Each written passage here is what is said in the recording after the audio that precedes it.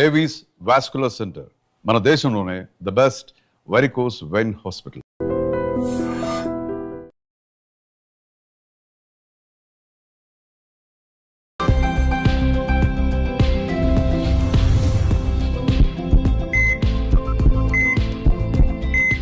నమస్తే, welcome to healthy conversations with IT media. నేను మీ ఝాన్సీ. సో ఈరోజు మనం డాక్టర్ హర్ష గారితో ఉన్నాము, యూరాలజిస్ట్, యాంటాలజిస్ట్, అలాగే రెనోప్లాస్టిక్ సర్జన్, రీనల్ ట్రాన్స్ప్లాంట్ సర్జన్ కూడా. మరి ఆడవాళ్ళల్లో చాలా ఎక్కువగా వచ్చే ప్రాబ్లం ఏంటంటే యూరినరీ ట్రాక్ట్ ఇన్ఫెక్షన్స్.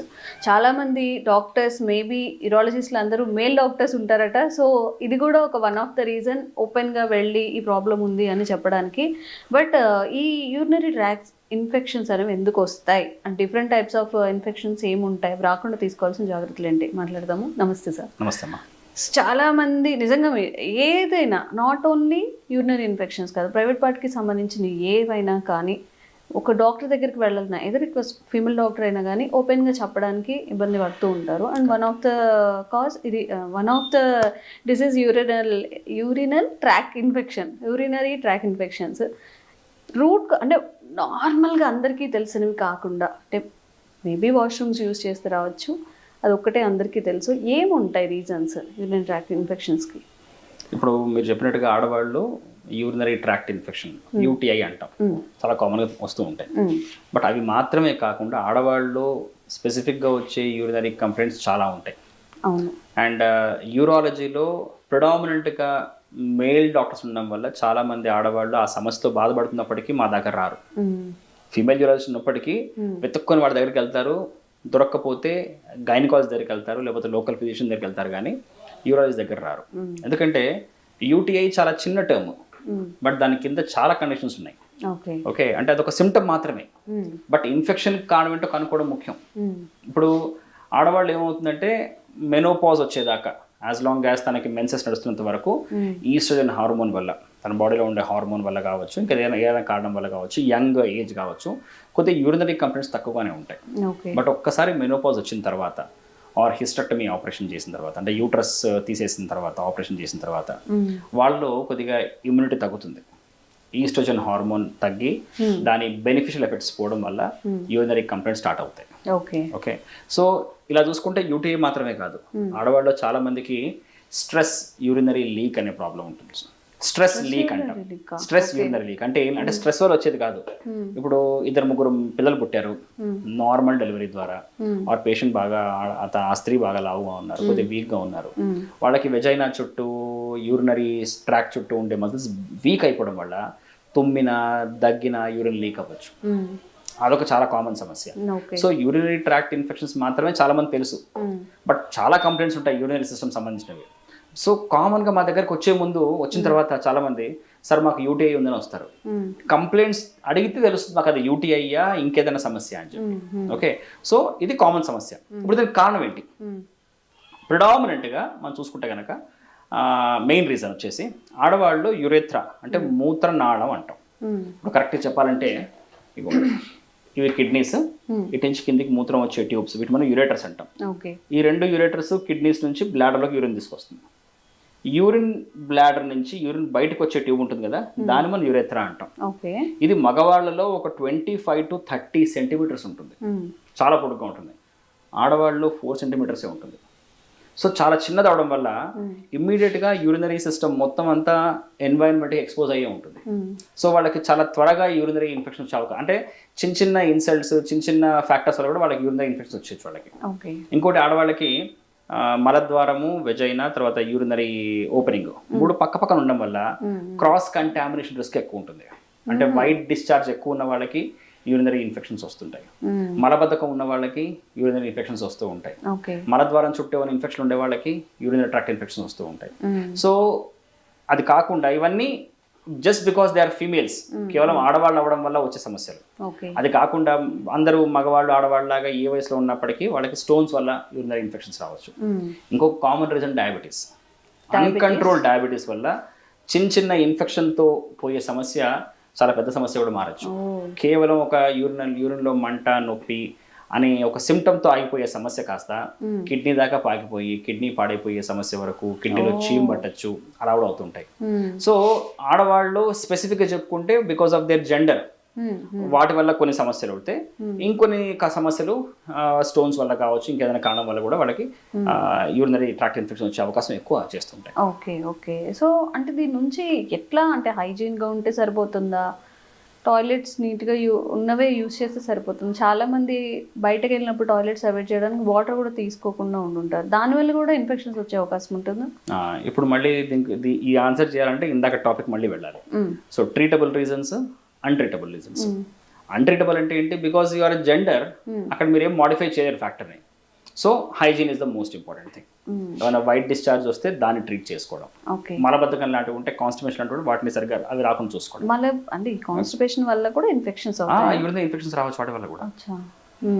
చాలా మందికి కాన్స్టిపేషన్ వల్ల యూరినరీ ప్రాబ్లమ్స్ కూడా వస్తుంటాయి, ఇన్ఫెక్షన్ కాకుండా యూరినరీ ప్రాబ్లమ్స్ కూడా వస్తుంటాయి, మగవాళ్ళకి చిన్నపిల్లలకు కావచ్చు. అదొక సపరేట్ టాపిక్ మనది.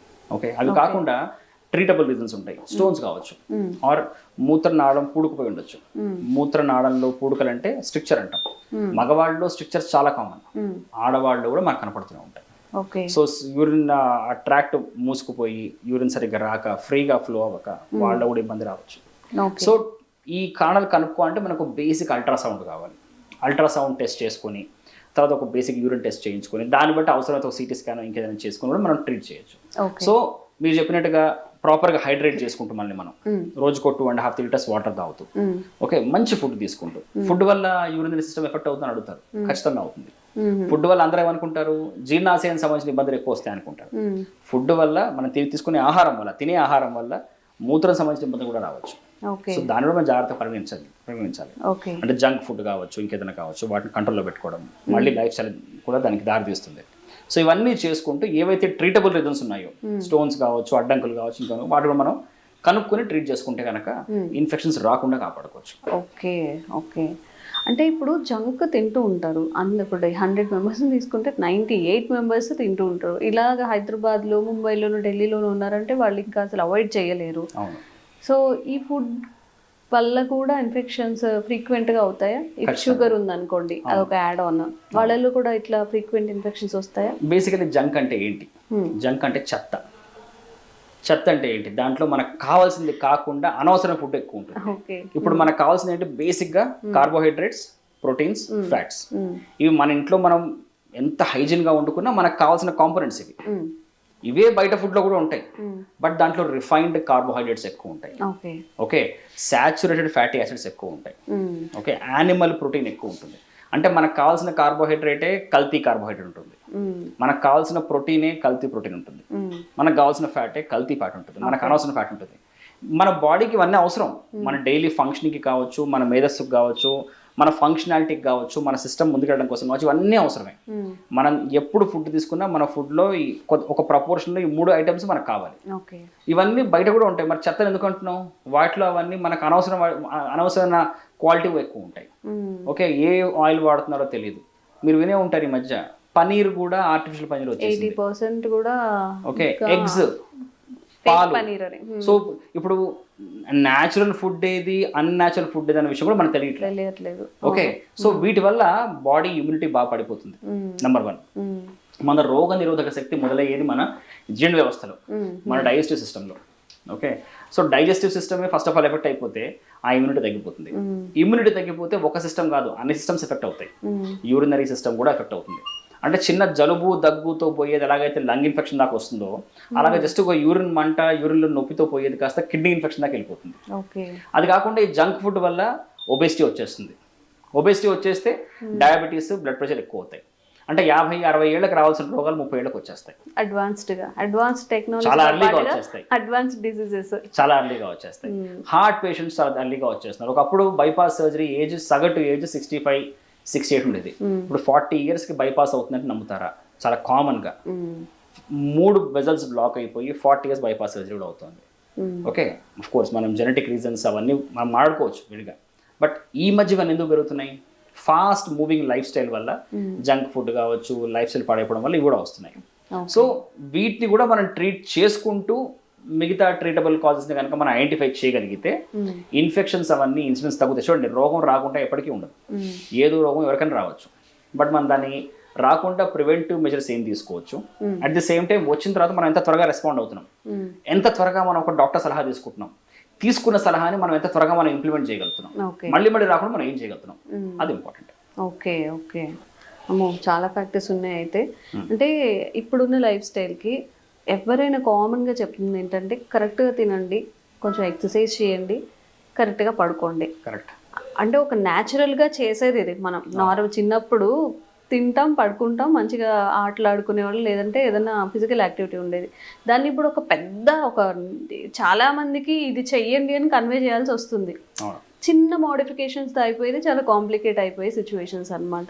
సో ఇంకొక యూరినరీ ట్రాక్ ఇన్ఫెక్షన్స్ గురించి మాట్లాడుతాం కాబట్టి కొంతమందికి దగ్గినా తుమ్మినా కానీ యూరిన్ లీకేజ్ అవ్వడం, ఆటోమేటిక్ ఆఫీస్లో అదంతా ఉన్నప్పుడు ఇబ్బందిగానే ఉంటుంది. సో దీనికి ఏం చేయాల్సి ఉంటుంది, ఇది ఎందుకు వస్తుంది అసలు? దీన్నే మనము స్ట్రెస్ యూరినరీ లీక్ అంటాం. ఓకే ఓకే ఇది మనకు కామన్ ఎవరిలో కనపడుతుంది అంటే ఒక 40-45 year old లేడీ, ఒక 2-3 న్యాచురల్ ప్రెగ్నెన్సీస్ అయిన నార్మల్ ప్రెగ్నెన్సీస్ అయినాయి, వాళ్ళకి కొద్దిగా లా ఉన్నారు, కొద్దిగా వీక్గా ఉన్నారు, వాళ్ళు ఏమవుతుందంటే తుమ్మినా దగ్గినా గట్టిగా నవ్వినా మన బరువులు లేపినా కూర్చుని లేచినా సడన్గా యూరిన్ లీక్ అయిపోతుంది. కొన్ని బొట్లు గారచ్చు, ఒక్కోసారి చాలా ఎక్కువ వాళ్ళని కూడా యూరిన్ పడిపోవచ్చు. ఓకే అంటే ఇప్పుడు ఇది అందరిలో ఎప్పుడైనా ఒక్కొక్కసారి అందరిలో కూడా వస్తుంది కదా, కామనా లేకపోతే కొన్ని పర్టికులర్గా వాళ్ళకి ఏమైనా డిసీజెస్ కానీ ఇలా ఉంటేనే వస్తాయి అంటారు? వాళ్ళ లైఫ్ స్టైల్ దెబ్బతీసేది ఏది కూడా కామన్ కాదు. మన నార్మల్ లైఫ్ అంటే మనం ఇప్పుడు హ్యాపీగా మన పనులు మనం చేసుకోగలుగుతున్నాం, కాన్ఫిడెంట్గా మనం బయటకు వెళ్ళగలుగుతున్నాం అంటే మన నార్మల్గా ఉన్నట్టు. ఈ మాత్రం ఒక డైలీ యాక్టివిటీ కూడా ఏదైనా సమస్య దెబ్బతీస్తోంది అనుకుంటే న్యాచురల్ కాదు. సో వయసు రీత్యా యూరిన్ లీక్ అవ్వడం నార్మల్ అన్నది అపోహ. మగవాళ్ళు కూడా వయసు రీత్యా మా నాన్నగారికి ప్రాబ్లం ఉండిందిలే, మా అన్నయ్య గారికి ప్రాబ్లం ఉండింది, మా ఇంటి పక్కన ఆయనకి ప్రాబ్లం ఉంది, సో నాకు ఉంది కాబట్టి వయసే కారణం అనుకుంటే తప్పు. అలాగే మా అక్కయ్యకి సమస్య ఉండింది, మా అమ్మకి సమస్య ఉండింది, ఇప్పుడు నాకు లీక్ అవుతుంది, నా వయసు 50 ఏళ్ళు అనుకోవడం కూడా తప్పే. సో వాళ్ళకి ప్రాబ్లం ఉండింది, వాళ్ళు డాక్టర్ గారిని కలవలేదు, అట్లీస్ట్ మీరైనా కలవండి, కలిసి కనుక్కోండి ప్రాబ్లం ఏంటో. సో వయసుతో మీ లైఫ్ స్టైల్ డిస్టర్బ్ అవుతుంది అంటే అది వయసుతో వచ్చే ఇబ్బంది కాదు, ఆ వయసుకు వచ్చే ఇబ్బంది కావచ్చు, బట్ ఆ వయసుకు కూడా మీకే ఎందుకు వచ్చింది, మీ పక్కింటి వాడికి ఎందుకు రాలేదు, ఆర్ ఇంకో స్త్రీకి ఎందుకు రాలేదు అంటే ఏదో ఒక రీజన్ ఉంది, దాన్ని మీరు అడ్రస్ చేస్తే సెట్ అవ్వగలరేమో. సో మనం అటెంటివ్గా ఉండాలి. This is the best possible machine అదేంటి మన భూమి మీద. ఇలాంటి ఒక మెషిన్ని ఒక దేవుడు తప్పితే ఎవరు పుట్టించలేరు. సో దీంట్లో ఏదైనా సమస్య వచ్చిందంటే మనమే అలర్ట్ అవ్వాలి. అట్ ద సేమ్ టైం మనకి ఏదో ఒక వార్నింగ్ సిగ్నల్స్ ఇస్తూ ఉంటుంది బాడీ, అక్కడ ఏదో సమస్య ఉంది, కొద్దిగా అటెంటివ్గా ఉండు, కొద్దిగా డాక్టర్ దగ్గరికి వెళ్ళి చెప్తూనే ఉంటుంది, మనం నిర్లక్ష్యం చేస్తాం. సో ఆడవాళ్ళు మీరు చెప్పినట్టుగా తుమ్మినా దగ్గినా లీక్ అయ్యే సమస్య ఉంటుంది కదా, దాన్ని మనం స్ట్రెస్ యూరినరీ లీక్ అంటాం.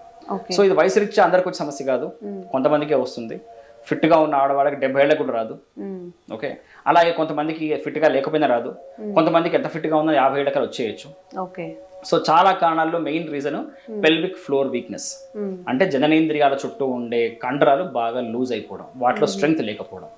ఆ స్ట్రెంగ్త్ లేకపోవడం వల్ల అబ్డామెన్ లో పొట్ట లోపల పెరిగే ప్రెషర్ కి బ్లాడర్ రెస్పాండ్ అయ్యి అది కంట్రోల్ చేసుకోగలగాలి, యూరిన్ బయటకు పోకుండా కంట్రోల్ చేసుకోగలగాలి.